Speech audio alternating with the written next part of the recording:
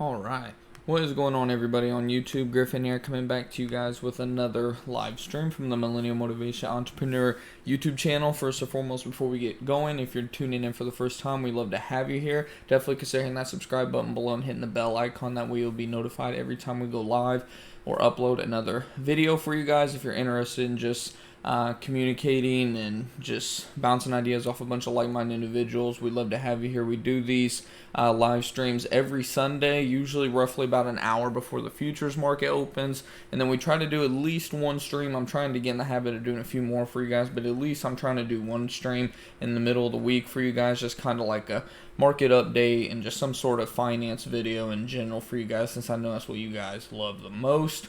And we now have about 920, 930 of us here, and we have also now over 150 of you in our Discord group chat, and that's totally free, of course. I don't charge for anything associated with this channel, never have any intentions of doing so. Again, it's just we're all here to communicate and bounce ideas off one another at the end of the day, so we'd love to have you here. And if you don't know what Discord is, it's also a free app. You can get it on your computer. You can see I have it down here loaded up.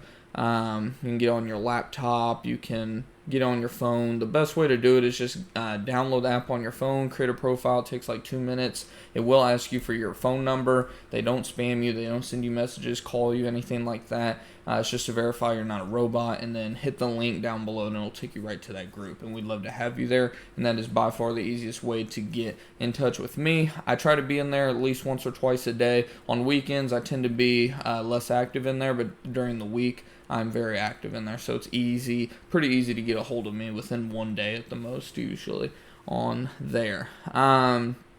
But with that, let me make sure before we get going that our stream is up and doing all right. Looks like we are live and going good, so I will check back in periodically. And I have here a compound interest calculator. We'll be talking about this a little bit today, and this is actually straight from investor.gov, so I mean it's all official and whatnot, no BS. Let me get that taken down. But primarily, you all seen the title of the video. We're just going to be talking about like setting realistic expectations for no matter what your goal is from the stock market at the end of the day. If you're looking at investing long term, day trading, swing trading, trading options, trading futures, trading stocks, just whatever type of investing style or trading style even that you're looking at considering doing, just kind of the positives and negatives of each. And we're not going to spend a whole lot of time on every single one, or else this video would be 3-4 hours long, of course. I mean, I could divide it up into a series maybe if you guys want. Let me know in the chat or in Discord or whatever after this uploads, and maybe I can do that if you guys wish. But I'm just going to hit a little bit on the ones that people tend to look at the most, which is just investing versus day trading, just kind of keeping it simple. And we'll hit on swing trading a little bit too, and just kind of your expectations versus reality. Because on YouTube, I mean, there's a lot of YouTubers. I'm not going to get involved in the drama. I'm not going to list any names. I'm sure you guys have your own list.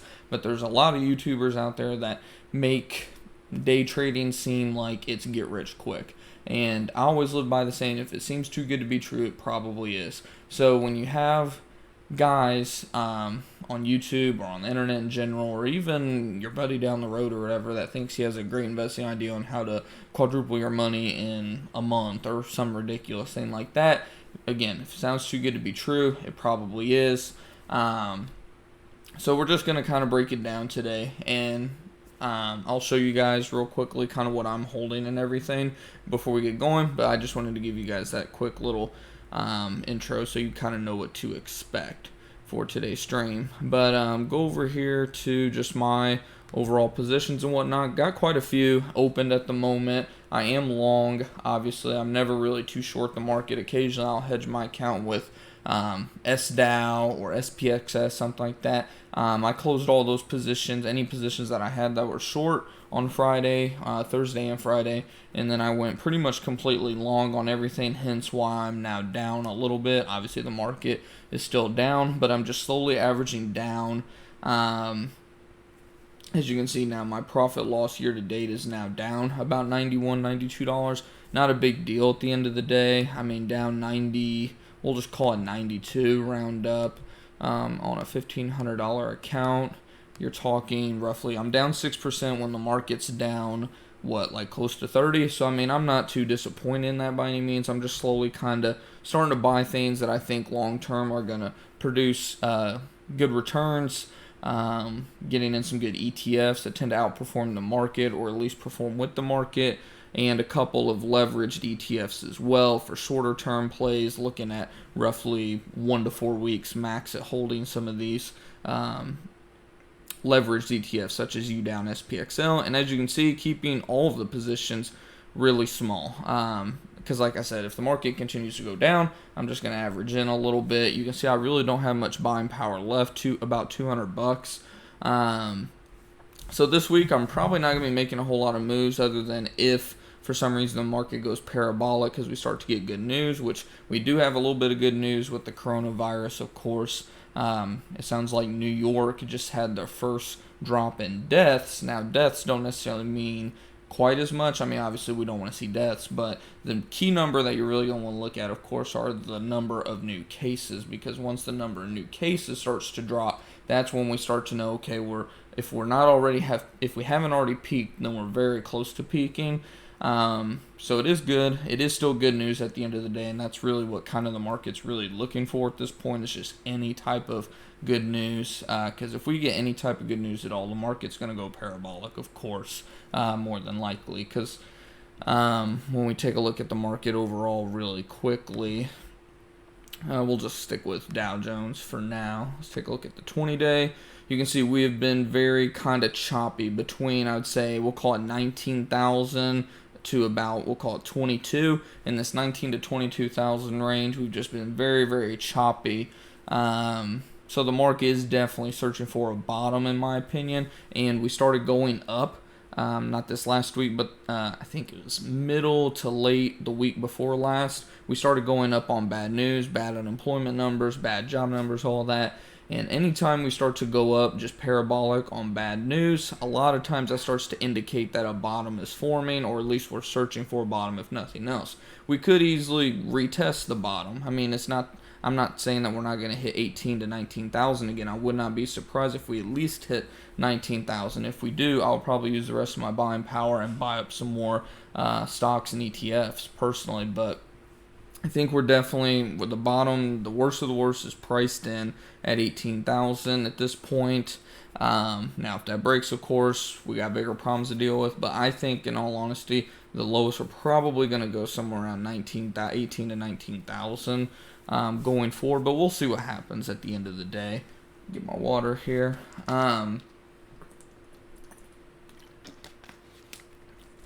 But yeah, like I said, I think the market, it's looking for a reason to go up at this point.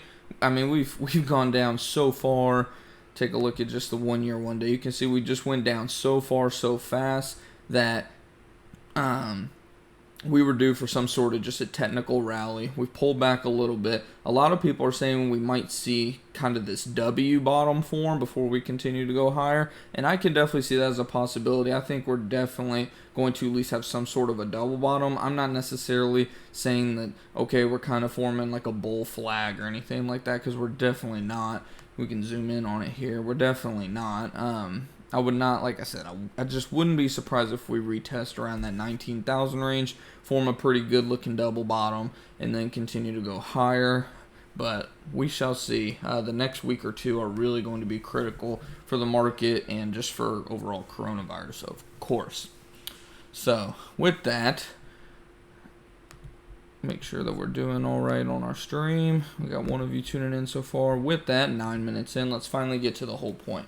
So again, day trading versus investing versus swing trading versus all that good stuff. What should your realistic expectations be? Who should day trade? Who should swing trade? Who should invest long term? All that good stuff. So I will just say, unless if you are at the point in your financial journey where you're completely out of debt, you've got at least 6 months of emergency funds, meaning whatever your added up budget is for a month-to-month average with like your rent, utilities, food, covering just your day-to-day expenses. if you do not have at least 6 months of like an emergency fund, literally just stashed away in a savings account, earning pretty much nothing, like 1% in a bank right now. If you don't have that, just set aside for a rainy day.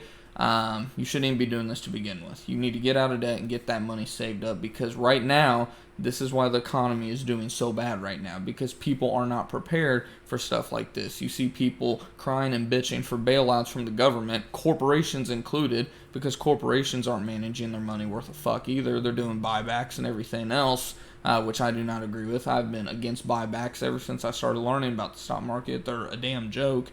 But we as a country, we know every 8 to 10 years on average, we're going to have some sort of an economic downturn. And it can be orchestrated because of like the financial crisis in '08, that was self-inflicted, or it can be something that we just totally did not see coming and couldn't you can't get ahead of this. At the end of the day, we didn't see this coming, of course, but we know that these tend to happen every, call it 8 to 10 years. And a majority of Americans, and not even just Americans, but people around the world, but specifically here in America, people are just, I don't know what it is, financially retarded is what I'll call it. Or we won't use that word. We'll just say financially illiterate.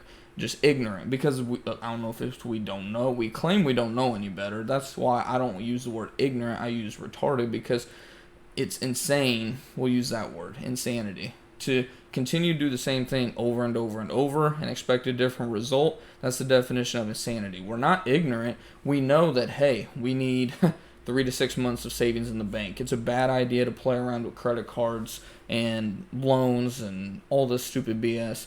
But after we get through an economic downturn, we go right back to doing the same crap. Or at least most Americans, which is why 70 to 80, I think it's like 78% now, of Americans live paycheck to paycheck, can't cover a $400 emergency, and that includes using a credit card. So that means their credit card's all maxed out. They couldn't even cover an emergency with a credit card, let alone with cash. And that's why I wanted to say, which most of you that are watching this aren't in that position. You're not part of that 78%, thankfully. But if you are, then you shouldn't even be worrying about investing right now. You shouldn't be worrying about trading. You shouldn't be worrying about trying to make your money work for you, because you're broke. You don't have any money. That's the point. You need to get out of debt first. You need to list all those debts, smallest to largest, and just knock them out one by one. And then you need, again, get that emergency fund of six months at least. Most people say 3 to 6 months. I say 6 months at least, because at the end of the day, I want to be prepared for the worst. My emergency fund that I want is going to be 6 to 12 months by the time we get it completely funded. But 6 months is the minimum where you need to start, in my opinion. Now, get off that hiatus, assuming that you're out of debt, you got your life together financially, which I know most of you guys, or I'm assuming at least most of you guys that are watching the channel and whatnot, have done all of that, and you're taking the right steps to continue to just build your wealth and whatnot, and just continue to stay away from all those financial traps.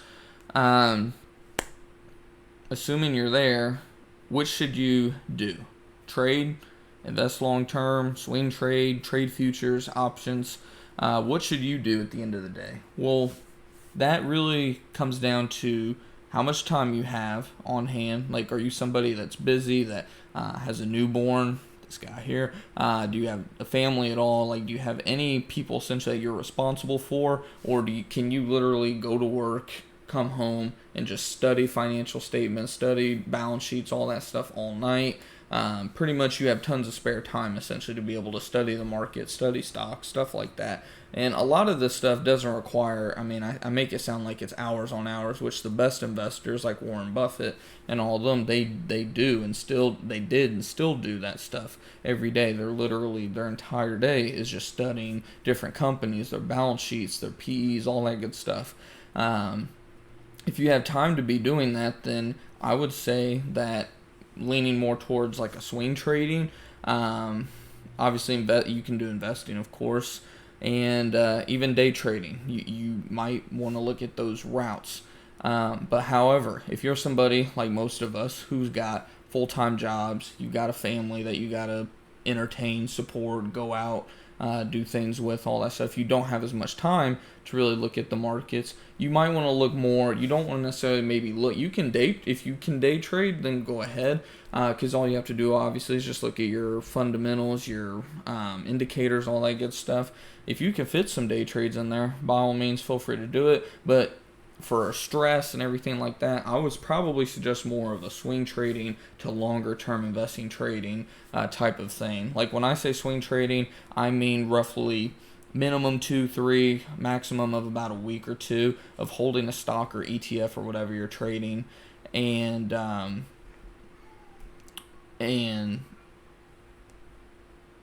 sorry about that, and just that type of thing essentially. Let me see here.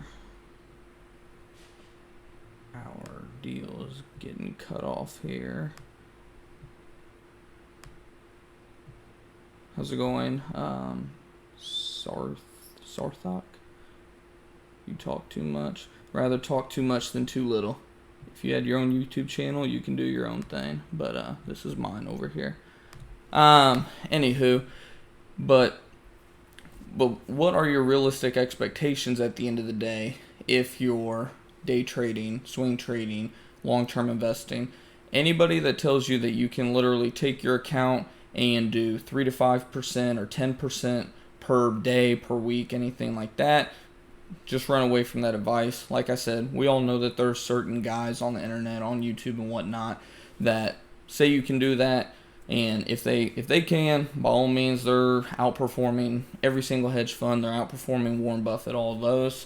So, if so, props to them. But most of them that do that or claim that, let's just put the beans out there, they tend to have two accounts. They're only showing you guys the one that is ultimately having the winners at the end of the day. So you might want to keep that in mind if you're watching those type of channels or taking advice from those type of guys. But what should your realistic expectation be if you're going to be an active trader, day trader, or even swing trader for that matter? You should be, if you can honestly, and this is just pure honesty, if you can make around 1% average, again, we're talking average. We're not saying it's impossible to do 10% in a week or 3% in a week or anything like that. But if you can average in a period of a year, which I suggest paper trading at first for at least 3 months to give it all a try and whatnot. If you're totally brand new to the market, paper trade, and if you can honestly average 1% per week on average, again, it doesn't mean literally do 1% every single week, but after your down weeks, up weeks, all that good stuff, you can average 1% gain per week, you're doing amazing, in all honesty. Again, there's people out there that'll claim you should be able to average 3, 5, 10. I mean, just think about it, guys. If you're doing even just 3% per week, that's essentially saying that you're going to average a rate of return of over 150% in a year. So, again, it's not to say that can you have a really good year and do that. There's people on the Tasty Trade YouTube channel who they've interviewed who, like, they have an account with Tastyworks and they have done 70-80% in 1 year. Again, that's 1 year. That's a really good year. Someone had a good year. But generally speaking, if you can average 1%, that's still 52% in a period of a year, guys. I mean, if you compound that over a good period of time, I mean, you'd be one of the most highly sought out traders and investors out there. You got guys like, I mean, people hate him, but like, say, Jim Cramer, for example, on CNBC, he's known for, he claims, I don't know any of his info and whatnot, but he has claimed that he has been able to produce around 20 to 25% returns. And that's seen as really good because if you outperform the market, you're seen as a very successful investor, trader, that type of thing. And the market only tends to do somewhere around 10 to 12%. Depending on like what ETFs and all that you're looking at, but the general market tends to do somewhere around that 8 to 12%. We'll just call it 10% mark. So you're talking the broader markets overall only average about 1% on the month if you're breaking it down by divided by 12 months and whatnot. But the markets only tend to average about 1% per month. So if you can do 1% per week, you're outperforming the market pretty much by around 4x, essentially, just to keep it simple. But at the end of the day, you got to set realistic goals, and if you hit, the main thing is just hitting price targets, knowing when to go ahead and cover your profits, knowing when to just cut a loss and move on. And if you're looking at day trading, again, don't expect to be coming out here and just doubling your money every single day. I would say the best investment vehicles for day trading are going to be your futures. People like to play around with like penny stocks and whatnot. That's straight up gambling. At the end of the day, you're essentially just picking a stock and hoping for the best. At the end of the day, it's straight up speculation. Which trading futures is speculation to a certain degree as well. You're pretty much betting on, is the market going to go up or down today. But honestly, within the futures market, 9 times out of 10, I mean, as long as you just hold a long position for a long period of time, you're going to make money a lot of times on those long positions, as long as you're not planning on flipping them within a given, like, 1 day type of deal. But again, that's day trading. At the end of the day, you're looking to get in and out within a few minutes. Day trading is just so speculative, and I do day trading. I mean, I'll day trade futures market. I'll day trade some options here and there whenever they give me. It's all about hitting the target return at the end of the day. You can see I still have over here 3 day trades left. I'm not trading YM or anything, of course, because that takes I think like 12 grand now, because they upped the margin requirements, of course. But at the end of the day, if you want to be successful doing like a day trading style, I feel that you definitely need to be able to not just sit on your phone, because it's honestly, you guys can speak to this probably as well, it's much harder to trade from your phone when it comes to terms of day trading than it is when you're right here at the computer. You can pull everything's just boom, boom, boom. Like, I mean, if you're out in public trading on your phone, you could be connected to slow Wi-Fi. You could be out in the BFE where there's no service hardly anywhere. And your trades like your quotes and whatnot could be delayed by as much as a minute in some cases. And if you're day trading, a minute, that's an eternity. And how big of moves you could see in the market. So in my opinion, the people that should be day trading are those that can literally sit there. A lot of you are lucky enough to have like office jobs and whatnot where you can have it pulled up on your laptop. You can kind of be monitoring it. I know a lot of you in our Discord group chat, you all have jobs where you all can have it pulled up a lot of the day. Me personally, I don't have that. I have a job where I'm on the move a lot. I'm only able to check stocks, I would say on average about on a good day, 10 to 30 minutes, somewhere in that range. On a bad day, every 30 minutes to an hour.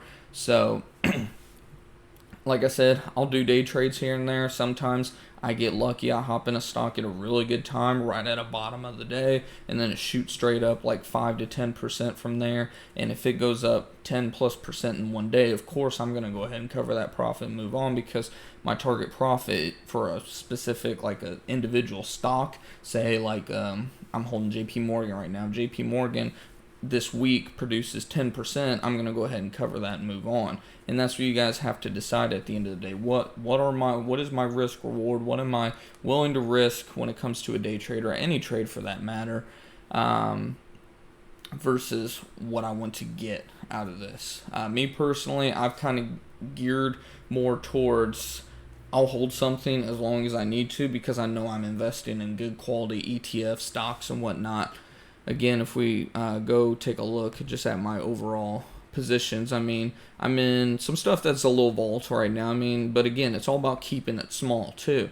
I'm in NCLH. That's obviously pretty volatile at the moment. It's down. It's actually like my second, I think, biggest loser at the moment. I'm in that. I'm in DAL and AAL, which have obviously been pretty volatile too. So I mean, I got a couple volatile things in there, but then I got but they're still long-term very good companies that I know are going to come back. If I have to hold them for a couple weeks, couple months, no big deal. But at the end of the day, it's all about having the discipline, knowing that long-term what you're in is going to work out, even if in your short-term window it may not, because it's so hard to time a bottom at the end of the day. it's not worth really trying to do. That's why, like me personally, I'm geared more towards swing trading and even long-term investing. Do I want to hold a lot of these stocks for 3 months or more? No. I mean, I'm keeping my position sizes small. So I mean, why would I want to hold something that's taking up, say, $100 or $200 of my account for 3 months just so it can make me? I mean, we'll call it like $10 or something. I mean, it's you don't want to have to do that. Of course, I'm looking more towards, like, hopefully here in the next week or two I can get 5% or whatever and move on, like 1 to 3 or even 5 to 10%, which is why I said on day trades sometimes I'll have a day trade where, I mean, I was planning on maybe holding it a few days because I knew, hey, this has a good chance of bouncing over the next few days, setting it up as a swing trade essentially. And then all of a sudden, BX is a prime example. I bought it about a week or two ago at $33.50 per share, and then it shot up to almost $42 within the next like 6 hours or less, like 4 or 5 hours. So I went ahead and sold it because I was up like 17% in one day. I mean, of course, I'm not gonna risk that profit at the end of the day. But that's the thing. As long as you trust the companies that you're investing in long term, or not even long term, as a swing trade will long term perform, you can rest at ease knowing, well, dang it, I'm down 5 or 10% right now, or whatever amount that you're down, but you know long term it's going to come back. Matter of fact, if I have some money on hand, I might even consider putting in a little bit more right now. That way I can dollar cost average my position, and then when it comes back, my profits will even be that much more at the end of the day. That's why, me personally, like I said, I don't do penny stocks. They're scratchers, essentially. You're pretty much flipping a coin and saying, I'm either going to make money or I'm going to lose most of it, if not all of it. That's why, again, we got American Airlines, Delta, JP Morgan, Coke, Norwegian Cruise Lines, SPXL. Again, we got a couple of leveraged ETFs, which, if you don't know what a leveraged ETF is, it pretty much moves roughly, depending on the leveraged ETF you pick, between 2 to 3 times whatever the market tends to move. SPXL moves about 3 times the S&P. TQQQ tends to move about 3 times of the NASDAQ, and then UDOW tends to move about 3 times the amount that the Dow Jones moves. And again, with those, it's, again, like every position, guys, just keeping it small. I mean, 1 share, 3 share, just trying to diversify the portfolio enough where if I have some laggards, my other ones can make a little bit of money and at least try to take out some of those short-term losses. We're in Target. And then we got, of course, some Vanguard ETFs for longer term. Those are my longer term holdings that I plan on holding for, honestly, weeks, months, if not even years. They're just longer term things. And again, keeping it small. I mean, $144, $269. Just keeping it small at the end of the day is what it's all about.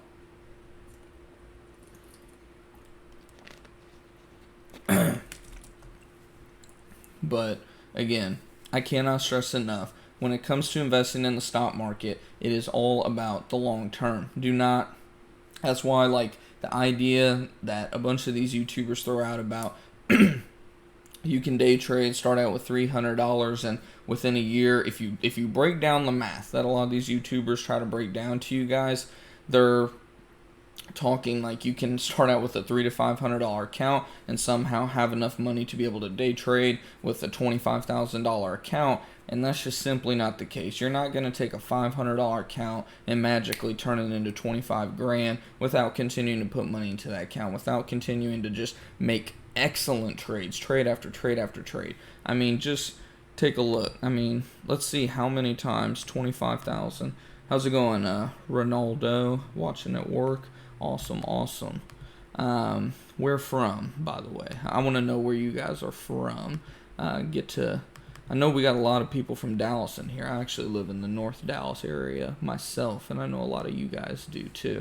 But look, these people are telling you can take $500 and end up having like a $25,000 account. That's saying you're going to have to get a 50x return on your money in a year. Is what a lot of these guys are out here telling you that you can do. I hate to burst your bubble, that's not going to happen. That's pretty much saying you're close to doubling your account every week or so. And I hate to burst your bubble, but you're not going to double your money every week or two. Again, if it sounds too good to be true, It is. That's just simple fact. Just look at the numbers. NYC. Whew, hopefully you're staying safe up there, because actually I was just talking about you guys. You all had some good news about, I guess, the amount of deaths went down. I don't know about the amount of new cases, which is obviously the most important number at the end of the day. But a little bit of good news, at least. Less deaths today than yesterday. We'll see if that trend can continue, and if hopefully maybe the number of cases can follow it here in the next few days. That would be awesome, awesome, awesome if that can. Definitely praying for you all up there. Dallas isn't doing too good either. I think we just crossed 1,000 cases, if I recall. Something like that. Not 1,000 deaths, so it had to be 1,000 cases in Dallas County so far. And they just extended our stay at home till May 20th, which I'll go on record and say I think is a total exaggeration. I'll roll with the federal government. What it is you have a bunch of these liberal counties that are just trying to, whatever the federal government's doing, they're just trying to go a step further. That way they can say, ha, look, we were right. Federal government, Trump, was wrong. Which, whatever. But I'll stick with the feds. My personal belief is we're probably going to top, and I'm not a scientist or anything, of course, so whatever, but my own personal belief is here within the next probably two at the max 3 weeks, we're probably going to see a peak nationwide. I don't know about state by state, but nationwide, I think we're pretty much going to have peaked, and if not, be going on the downward trend, hopefully. I mean, we'll see what happens, but I think that April 30th date that the government threw out was a good idea. I think that's how long it'll probably take before we're all good out here. It's still cutting off your all's chat a little bit. Let me try to get this thing in here. They're always messing around with the YouTube chat box. See the amount of idiots walking around the parks. Yeah. Yeah, and that's the thing. I mean, with the hot spots, it's like, if you know you're in like a super, super hot spot, like I think Miami is another one, and is it New Orleans, or pretty much the whole state of Louisiana, it sounds like. New York. Sounds like California is still pretty hot themselves. If you're in a known hot spot, then obviously just stay home. I mean, going out in the park and whatnot, at least here in Dallas, it's not like seen as like you shouldn't go to the park. Like, they're pretty much saying the obvious stuff, like stay 6 feet apart from people that like you're not related to, like that you live with or whatever. Like me and my fiance, we'd be walking side by side, of course, but if we went with like her mom or something, then we were supposed to stay like 6 feet apart from them. Like, we're still allowed to like go out on trails and whatnot, but like if you're in a place where it's like super, super, super like hot spot, then just stay home. I mean, they're literally I mean, the proof is in the pudding that like if everybody were to just like literally stay home for not even 2 weeks, it sounds like roughly 10 days, if just everybody just stayed home outside of the absolute must, like going to get your weekly groceries or whatever, if everybody just stayed home, this thing would probably go completely away within like, it'd peak in like 10 days is what the proof shows, and then it would start to like completely just pretty much get obliterated and go away within about 3 weeks, just completely away.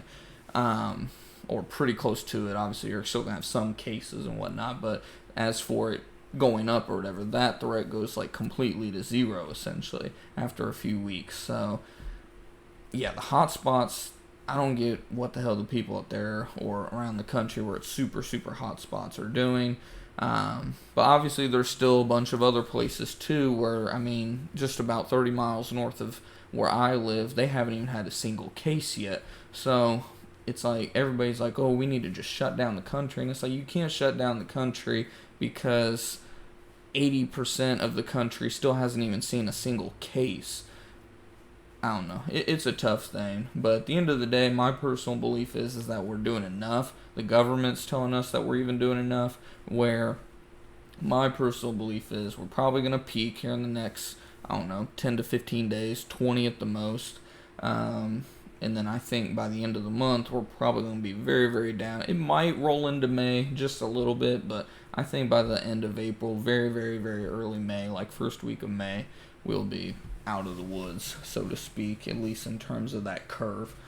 of course. But again, I'm not a doctor. That's just everybody's throwing out their own, what would you call them, educated guesses. So I guess I'll have my own. How's it going there? A whole lot of E's.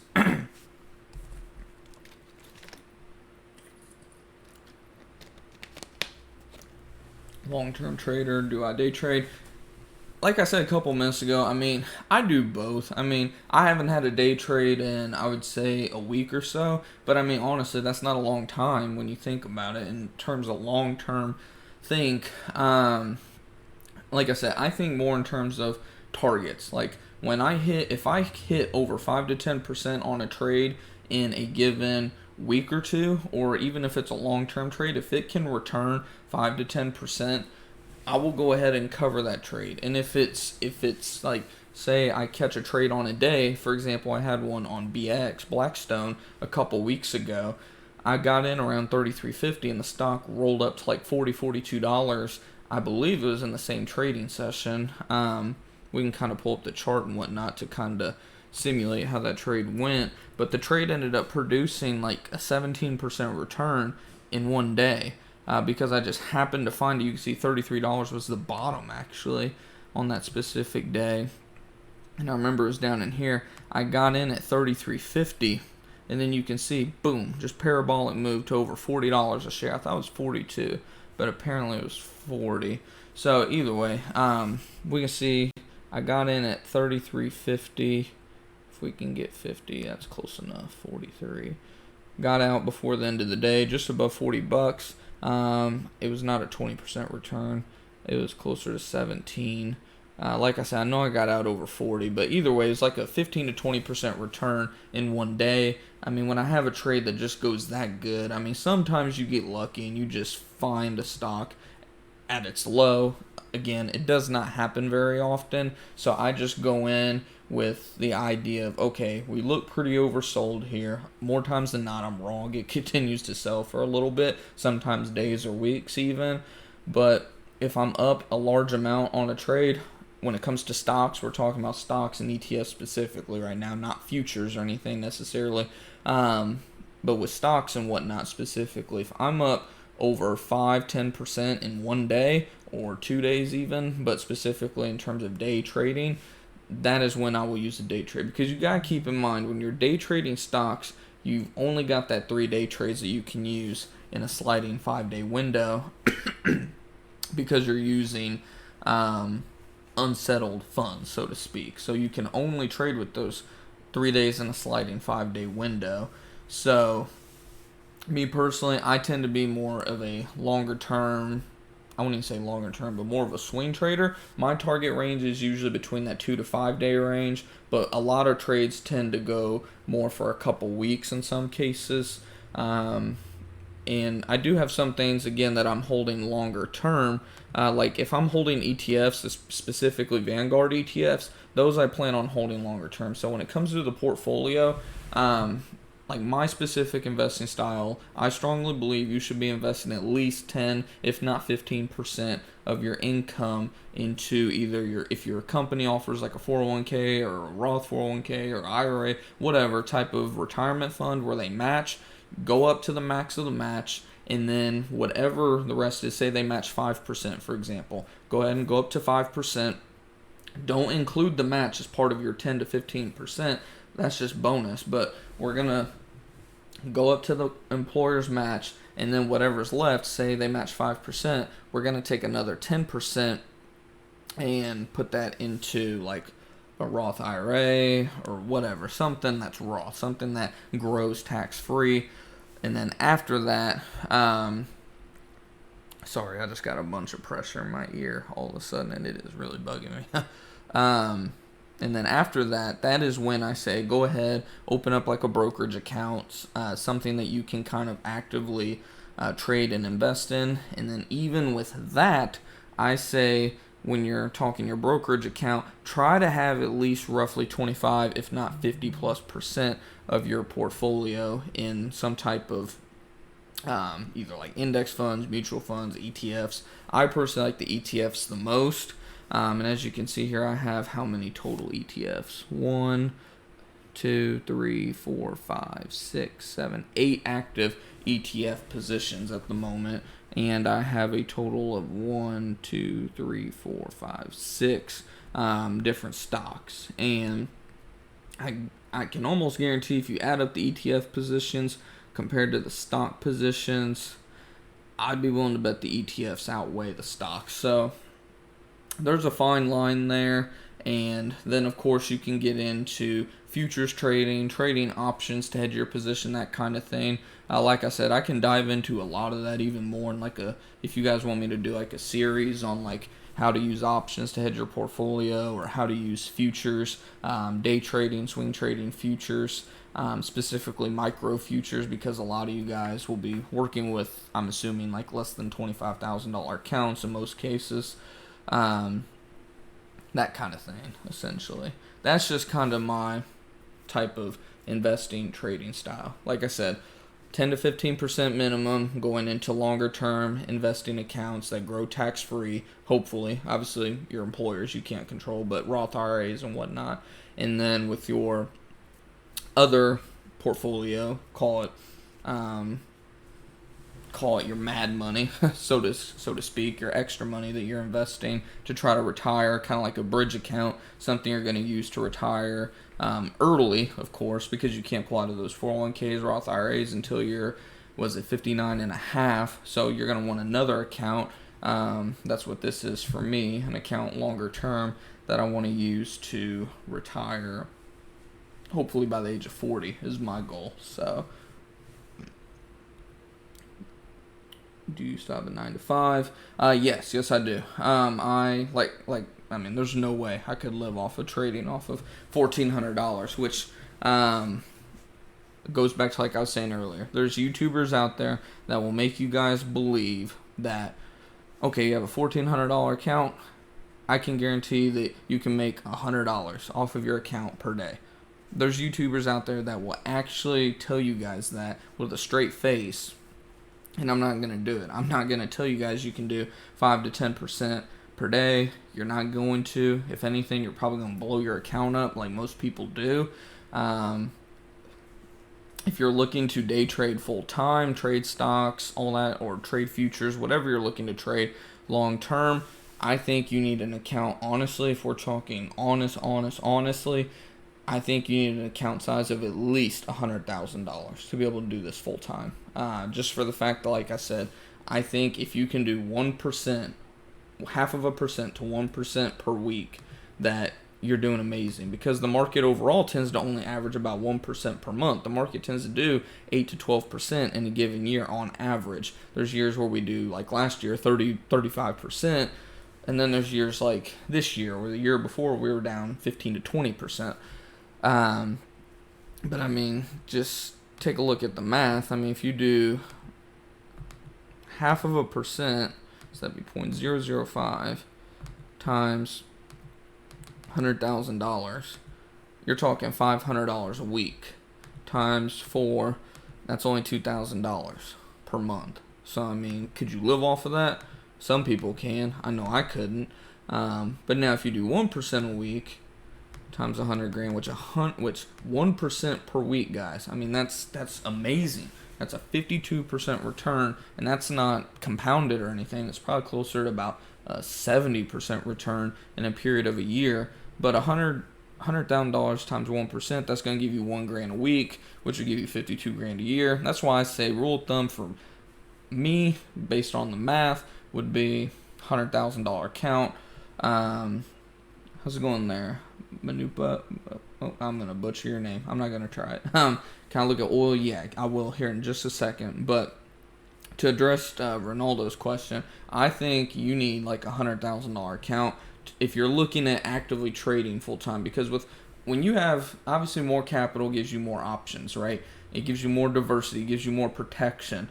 If you're trading with a $100,000 account and you're looking at trading S&P 500 futures, which is what most full-time day traders do, $100,000 account, say you're trading 2 to 5 S&P contracts, that's going to give you roughly another let's say you did 2 contracts. That's about a $14,000 to $15,000 trade on the S&P 500. You still got $85,000 just sitting there, where you can put it to work, you can add to your position, whatever. You got collateral if you want to use this collateral, whatever. But you just have more options. You're not putting your entire account at risk. If you put $15,000 at risk on that S&P 500 trade, for example, you're only putting at risk 15% of your account, which is nothing. I mean, 10. A lot of traders say rule of thumb is to keep around 10%, but even 15. I mean, that is really nothing in the big scheme of things. And we all know on the S&P 500 futures, every point is $50. So, say you have 2 contracts and you have a 10-point gainer, which is pretty common, honestly, trading the S&P 500. 10-point gainer would normally be $500 on just one contract. That's $1,000 on one trade. So, SPY puts and calls. Yeah, I mean, trading SPY is pretty much, it's very, very similar to trading futures. Futures is just more simple because you're not betting. You don't have to worry about the Greeks, the Thetas, the Vegas, all that type of stuff.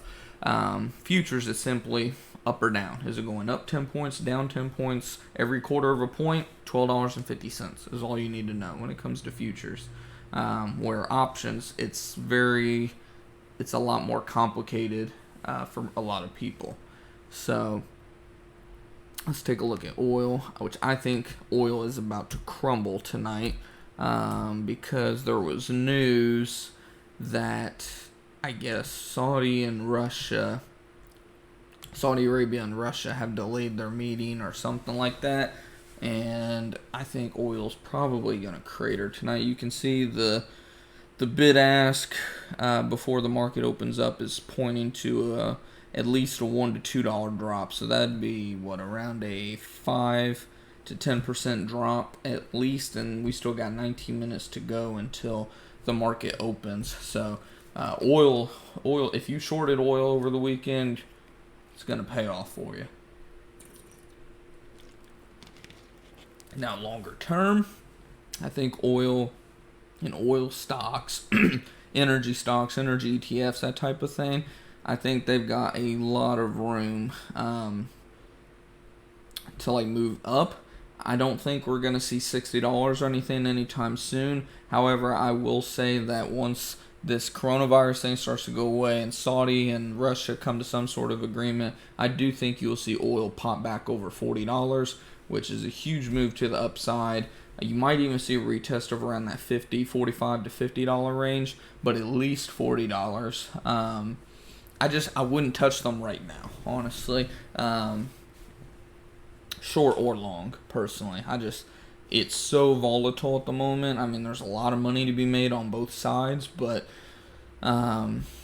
again, you're gambling. You're flipping a coin, and I don't really like participating in gambling and flipping coins and whatnot. If I'm gonna do that, I'm gonna go to an actual casino, not the Wall Street casino. But I think if you're looking longer term and you're looking at maybe buying an oil contract that's like a year out, 3/4, at least half a year out, I think in terms of futures, after we have this drop that looks to be happening again this week, would be a good time to look at maybe buying a longer term oil contract. Or again, if you're looking at those energy ETFs or energy stocks like Chevron or Exxon or anything like that, I think this week, the next week or two, will probably be a good time to start nibbling a little bit. But me personally, I'm not really playing them yet. I'm looking at maybe playing Chevron or Apache even, but Chevron tends to be the one. If I remember right, they had the best balance sheet and whatnot. I think they're one that's really not going to be affected by anything. I mean, they're all going to be affected at the end of the day, but I think Chevron had the best numbers. I think they're the best investment long term, but that's just me personally. I'm not telling you what to trade or what to buy. I'm just saying my own 2 cents on just oil and the stocks at the moment. And I mean, look at how much we've rallied. I mean, you can see we're stupid overbought at the moment. We've rallied over $10, close to $10 from the lows.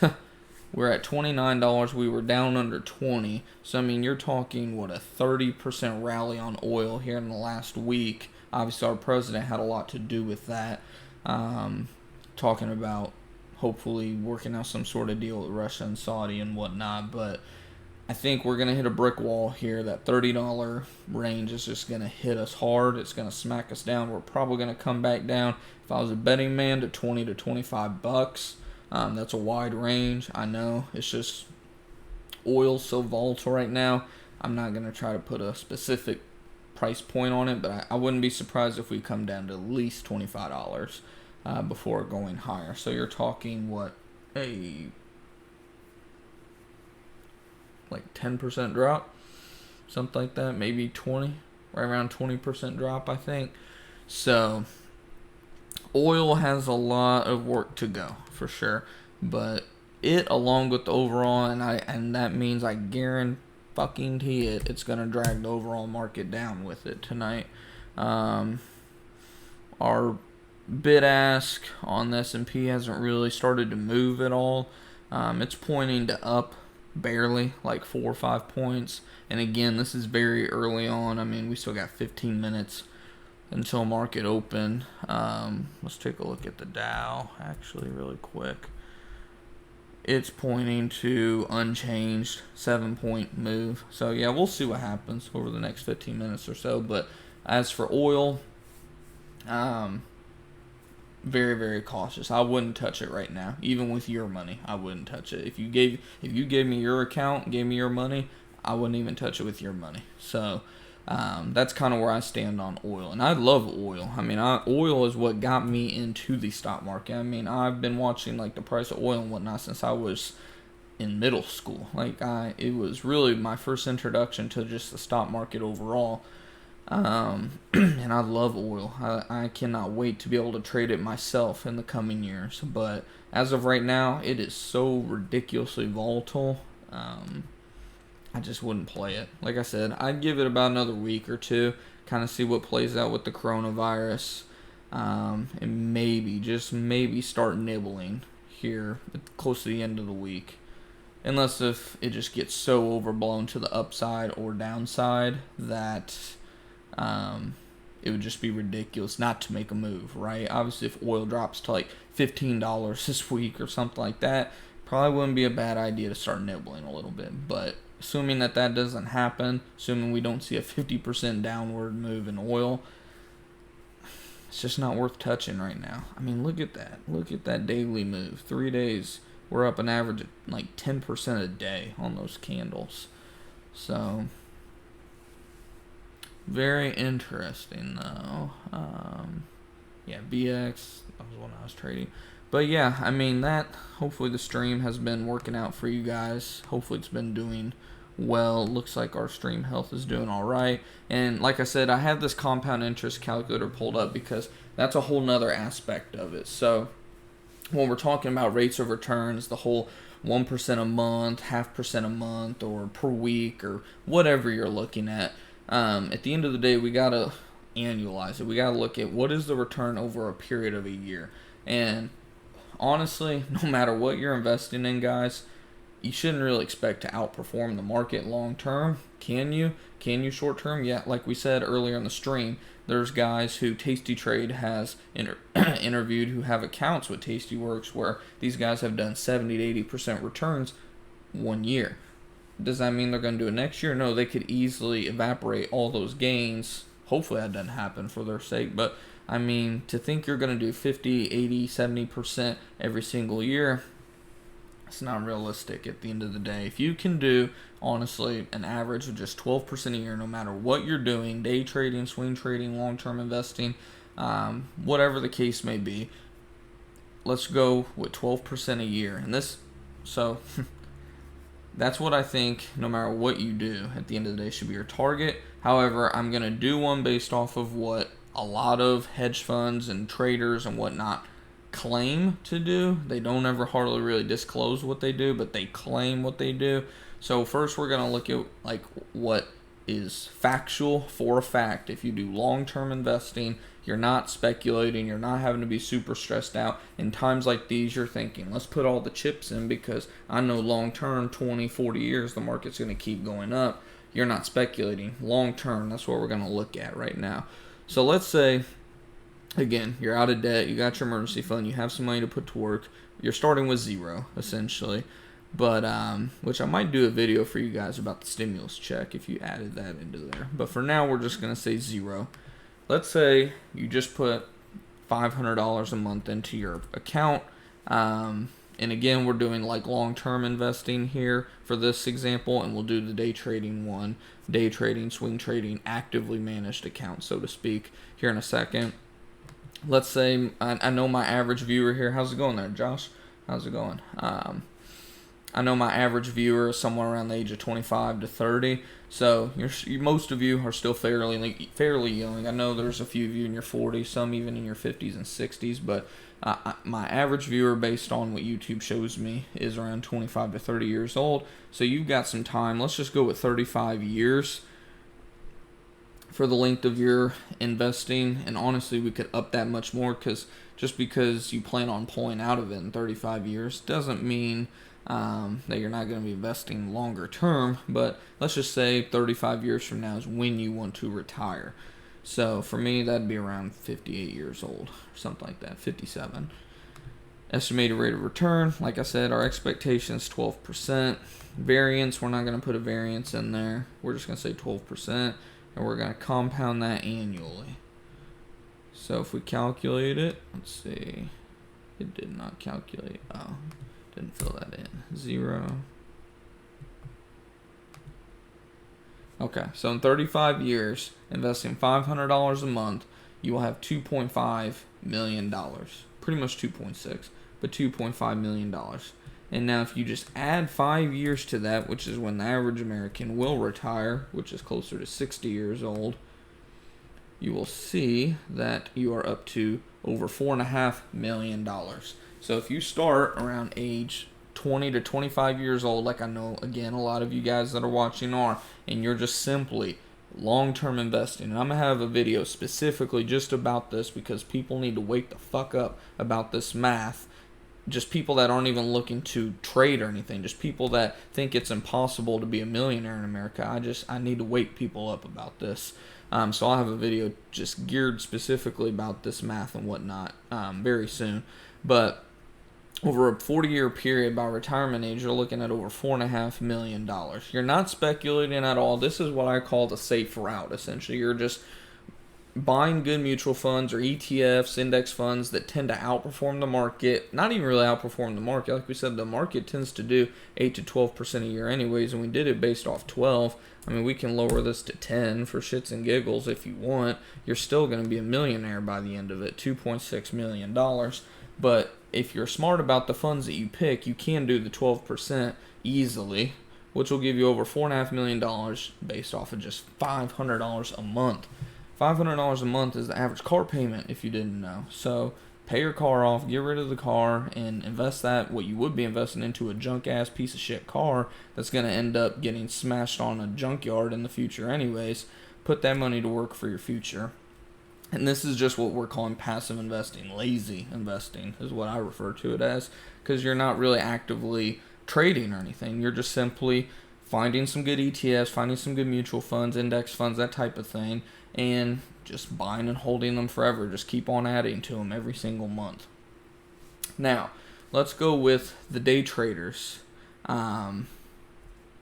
mentality, which a lot of day traders claim that they can do 20% per year.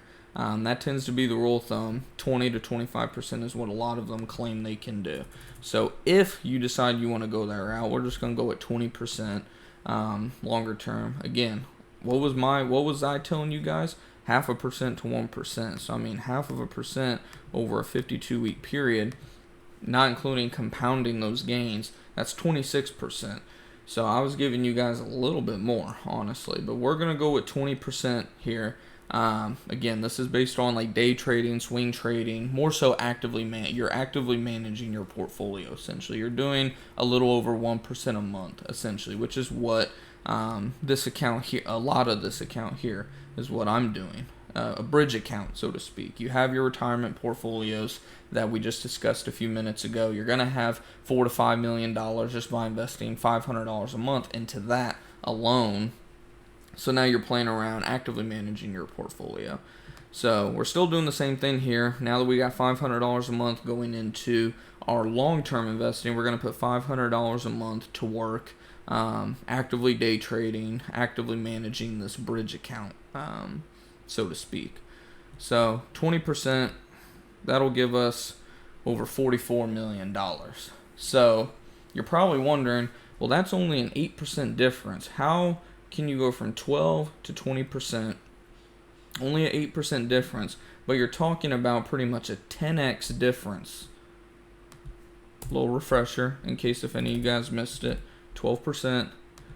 Again, this is your lazy investment strategy. Laid back, you're just buying good, again, index funds, mutual funds, ETFs, just long term. You're buying it, holding it forever, just consistently dropping $500 into it every month. We already discussed you're going to be a millionaire by the time you retire. 40 years, $4.5 million. But 8% difference, just 8% difference gives you just about 10x, about 9.3, I think, 9.5 pretty much, times better results by actively managing if, and this is the key word, if you can truly do 20%. Do you think you can truly do 20%? So we're pretty much saying on an average month, 20% divided by 12 months, you're saying that you can do about 1.66, 1 2/3% per month, divided by 4 weeks in the average month. You're pretty much saying you're going to do around 0.4% gain on average per week. And again, you're going to have some down weeks, going to have some really, really high up weeks, but on average, you're doing somewhere around 0.4% rate of return. Again, we'll multiply that back out by month. That's, again, about 1 to 2% per month on your money. So it's a whole lot of ifs at the end of the day. That is why, again, I suggested way back at the beginning of the video, you want to think about your long-term strategy first. Just cover the retirement first. I cannot stress enough, do not skip steps here.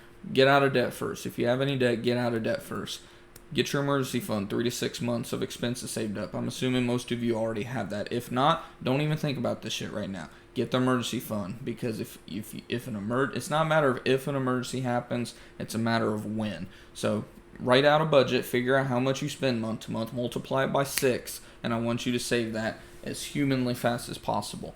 Then, like we were saying, put 10%, 10 to 15% of your bring home money into longer term investing, quote unquote lazy investing, like we were talking about. This will get you 12% usually, as long as you're investing your money in good funds and whatnot. What does that actually mean though? 10 to 15%. So the average household income, like for an individual, is around 50 grand, something like that. So let's say you're just investing 10% of your 50 grand. Oops. I'll just tell you, it's $5,000. So what is $5,000 divided by 12 months? $416 a month. Now, most households have 2 people in them. I know ours does. I don't know about you all, but most households have 2 earners in there.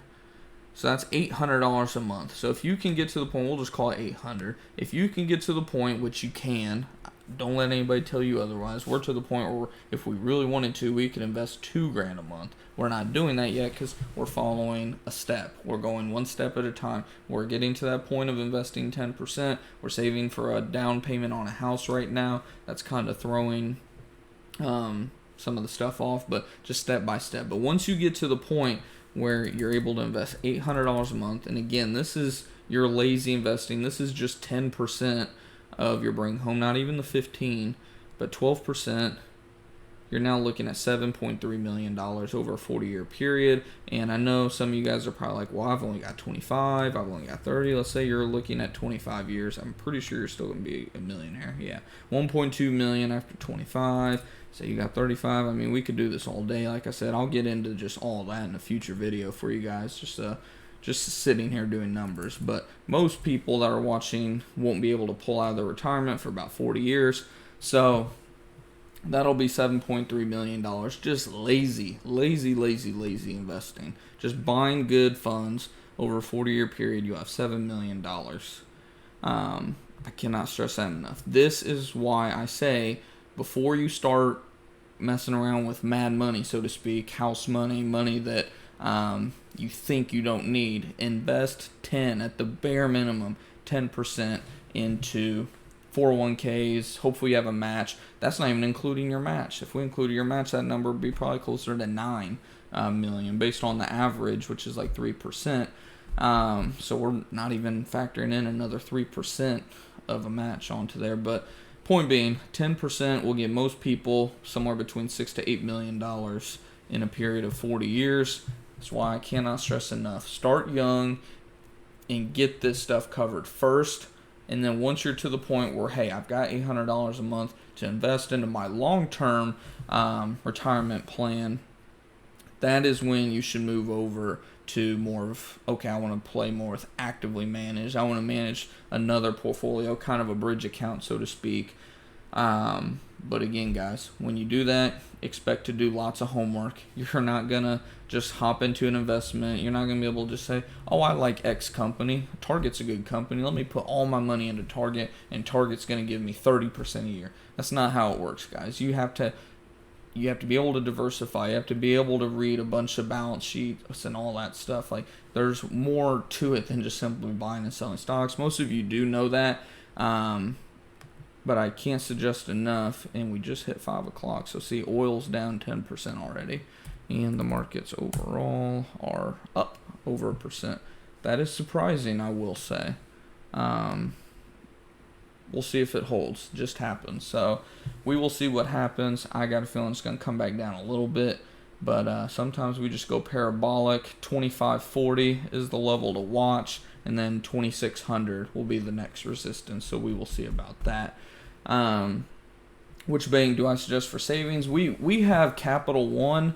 We have a Capital One. It's called Capital One Performance Savings. It offers a 1.5% interest yield right now, which is very high, being that rates have gone to 0 now. Most of the other accounts that we had started lowering their rates to like 0.25, some were even back down to 0.005. Like, the rates just suck now due to everything that's going on. But Capital One Performance Saving does still offer a 1.5% interest, which for us is giving us like $5 to $10 a month. You're not going to make money off those accounts at the end of the day. That's but at the end of the day, with your emergency fund, it's insurance. It's not an investment vehicle. You're not looking to necessarily make, if you can make a couple dollars here and there off that, cool. But at the end of the day, it's insurance. It's like if you're going to buy auto insurance, life insurance, you're paying that policy, you're burning that money essentially for just in case if something happens. So think of, once you get in that mindset of, hey, you know what, this money is just here as an insurance policy for when life happens, that's when you start to kind of have more comfort with that. Hold cash for yeah, and there's a lot of people that do that. We actually did that at first too. But then I got in that mindset of just, well, man, I want my money making a little bit at least. I mean, you all know me. I'm all about trying to squeeze every dollar I can out of my money. And 1.5% interest, I mean, like I said, for this current environment we're in, 1.5% on a savings account is not too bad. On $100,000, it's going to make you like $1,500 a year. It'll make you, what would that be, like $100 and something a month. Again, it's not even keeping up with inflation at the end of the day, but it is better than nothing, at least. So, and my thing with cash, Mike, how's it going, by the way? But my thing with holding cash is I'm irresponsible with it. When I see cash, I'm tempted to spend it. I'm a saver, I'm an investor, but I'm a jack of all trades. I'm a spender, I'm a saver, I'm an investor. I mean, if I have money, I want to do something with it at the end of the day. Or if I just see it as a number in a savings account, in a any type of account, I just see it as a number. I don't really see it as money per se. So that's another reason that I put in a savings account. And it's not a money market account either. That's the strange thing, because a lot of people think that the Capital One Performance Savings account is like a money market account, but it's not a money market account either. That's the strange part about it all. So I can't stress that enough. Again, just to before we end the video, for anyone that's like just tuning in, because I know we've been going on for a while now. Hopefully the stream is still doing all right for you guys. We got 6 of you tuning in, but let me get a drink here and we'll do kind of like a recap and just re-break everything down one last time for you all. Just to break it down, and if you have any stocks, this is like go ahead and put them in, because we're going to end the video soon. So if you have any stocks or ETFs or questions at all, feel free to shout it out in the chat. As I'm giving you all just a rundown if you all just joined recently, which, by the way, we'd love to have you here. Definitely consider hitting the subscribe button below if you haven't already. And if you've liked the stream, definitely hit the thumbs up button. If you don't, then hit the thumbs down. Either way, I just like that interaction with you guys to know what you guys like and don't like. But again, I cannot stress enough, guys. Rule number 1, get your ass out of debt. Cannot stress it enough. If you have any debt at all, do whatever it takes to get out of debt. If you have a stupid car payment, sell the damn car, downgrade to a junker until you have the money to actually go buy a better one with cash. Cannot stress it enough. And don't give me that bullshit about, oh, well, these clunkers, they could break down, they could do this. I'm not buying it. I've had so many. We've just started in the last year or two starting to buy better cars. Actually, just about a month or two ago, we bought a 2014 Nissan Rogue SV with cash, $12,000 cash. Before that, I had a 1998 Nissan Honda Civic CV or SV or whatever the Honda one is, and it had 90,000 miles on it. Got me around just fine. I cannot stress it enough. But get out of debt. Then once you get out of debt, get that emergency fund beefed up. Minimum 3 months. I want you guys at 6 months. Bare minimum 3 months. Don't work your way up to 6, but 3 to 6 months minimum of expenses in the bank. And obviously you'll do that by having your budget and then just multiply your budget by 3 or 6, and then there it is. For most people, this is going to be around 10 to 20 grand. Some people maybe 30, but get that saved up. Put 10% bare minimum, not including your employer's match. If you have a 401k where your employer matches, talking about your actual money, invest a bare minimum of 10. I would prefer 15, but 10 to 15% into long-term, either Roth IRAs, 401ks, your longer term, like we were talking about here, your lazy retirement. Because if you invest 10%, you're going to have about $7 to $8 million, which is what we were talking about a minute ago. Then, assuming that you have some extra money to put in, we're going to go ahead and put $500 a month into your actual trading portfolio, and your target is 20% based off of the average trader. And then you can see there, if you can even hit that. Again, we're not going to try to chase that. If we can do 10%, 12, 15, whatever, just be happy with that. You're making money at the end of the day. You're actually proving that you're a successful trader. A lot of traders lose money. Most traders lose money. So if you can get to 10, 12, 15%, awesome. You are doing great. Do not be down on yourself if you don't do 20%, especially when like years like this where the market is down. Like me right now, I'm down 6% this year, but the market's down 30 or somewhere around there, 20 to 30. So I'm not like down on myself about that. I'm still outperforming the market at the end of the day, at the moment at least. But if we can do on average 20% over a 40-year period in that account, just $500 a month, you're going to add an additional $44 million to your net worth, plus your 7 or 8 million. You're going to have $50+ million at that point. Again, this is a long-term thing, 40 years. We're not talking get rich quick. Again, you're not going to take a $500 account and have a $25,000 account in 1 year. It's not going to happen. Hate to burst your bubble. Honestly, if you're investing $500 a month, your goal should be to have somewhere between because that's what you're putting in it anyways, $6,000 to $10,000. If you can have $6,000 to $10,000 in that account after 1 year, you're doing pretty damn good because you're not losing money. And if you have more than 6, you're making money. So good start, and then you just slowly keep compounding that, keep adding your 500, and then after 40 years, you'll have a $44 million. So that was the whole point of today's stream. And now, before we end, let's see, we got Tesla. How's it going there, James? And like I said, if you all are new to the channel, we definitely love to have you here. Definitely consider hitting the subscribe button below. And joining our Discord group chat is totally free to join. It is also down in the description box. Super easy to join, free, don't charge for anything associated with this channel. So Tesla, man, this thing has been so volatile for years, right? Had a huge kind of moved like a penny stock there about a month or two ago, but over the last 20 days, $350 low, 681 high. Kind of like the market over the last 20 days, moving pretty sideways. Let's see, I haven't been keeping up with them too much. I do know that, if I remember right, they're helping build a bunch of the ventilators and whatnot. But overall, oops, I did not mean to pull that up. Overall, if you like, what I'll say about Tesla is, if you like them long term, let me get the 1 year chart pulled up. Okay, so it does look like on that daily chart we may be forming a double bottom. Hard to say though.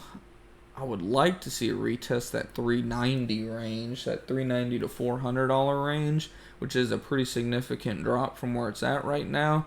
But if you've got enough capital to where you could potentially average down if needed, and again, if you like Tesla long term, I wouldn't say it's a bad spot to be starting to buy in, but we'll see what happens. It's another pretty speculative stock, of course. It can be down 10% one day, up 20 the next. You can see it was up almost 6% on Friday. If you like them long term, I don't mind you buying it down here. Like I said, it almost looks a little bullish, but sometimes we get a fake out and then it continues lower. I would like it a lot more if it had came back down to around 400 and bounced again. But even then, I think you could definitely get 600 plus out of this at the same time. So again, it's honestly a coin flip. Me personally, I do not like coin flips, and Tesla's just such an expensive stock in terms of how much of a portfolio it could potentially take up, that for me it's a pass. But again, if you like them long term, I wouldn't necessarily say you're an idiot for getting in here. I mean, hell, the damn thing's down like 50% from the high. So, and I will go on record and say I do think it's going back to $800 or $900 again, at least one more time. And again, I'm just talking here in the next year. Who knows about 5-10 years from now? But yeah, like I said, if you're buying this, just plan on holding it for a long time. And have enough capital on hand where, honestly, I wouldn't buy the stock unless if I had a $20,000 portfolio minimum. I'll just put it that way, because I want this thing to take up very, very, very little of my portfolio. I do not want like me right now, that would be almost a third of my this specific portfolio. And that's why, like I said, for me it's a pass. But it depends on your situation. Go over futures. Yeah, we were taking a look at ES just a minute ago. Let's take a look where it's at now. Still up about 30 points right now. It looks to be kind of stalling out at that 25.15.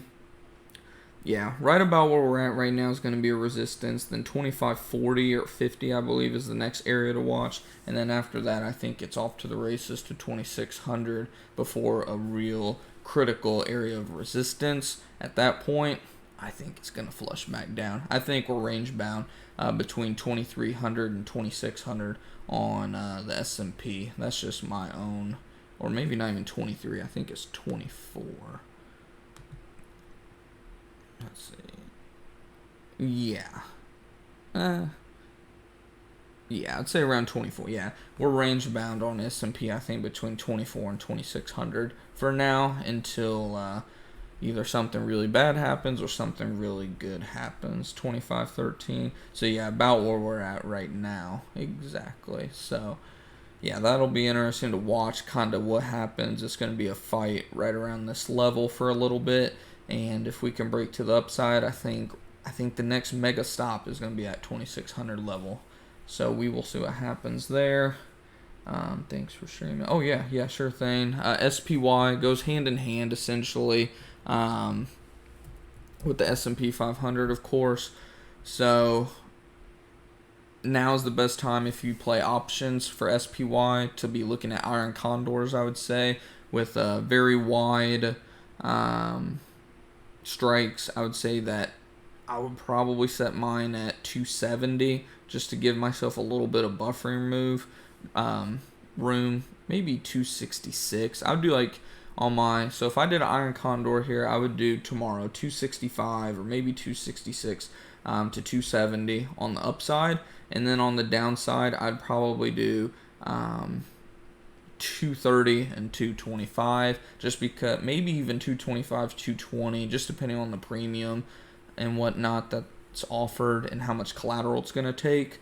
But that's kind of what I would be looking at now is the prime time for iron condor. I just want to buy myself a little bit of more downside protection because I got a stronger feeling that we might move down a little bit more than we could potentially move up at the end of the day, if that makes sense.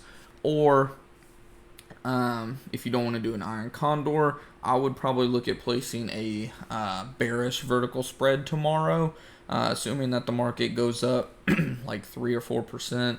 Or even 2%. If the market's up tomorrow, I would look at a possible vertical spread to the short side with, again, probably just around that 265 to 270 range as for that. So with that, it looks like my battery is starting to go low on my laptop as well. So let's see, you think most likely green tomorrow? I mean, by this start, I think so, unless if it's just a fake out, which it could be. We've already dropped about 10 points here in the last couple minutes, as we can see here. So it could be a huge fake out. I will say I am surprised that we're opening up at all, being that, as we just saw a minute ago, oil is just getting hammered right now.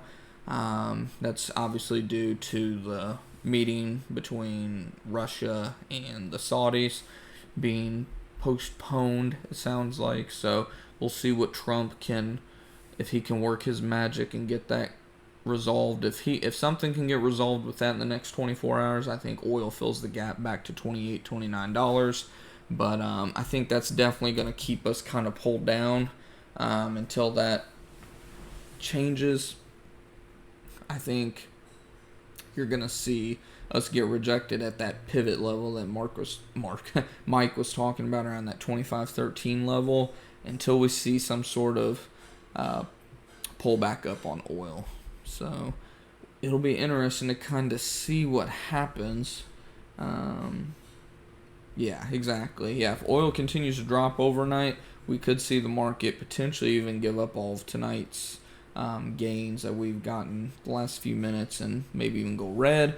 But personally, I think we will be green tomorrow, even if it's something just as little as 0.5% to 1%. I would like to see us bust through 25.30 and go on up to 25.50 to 26.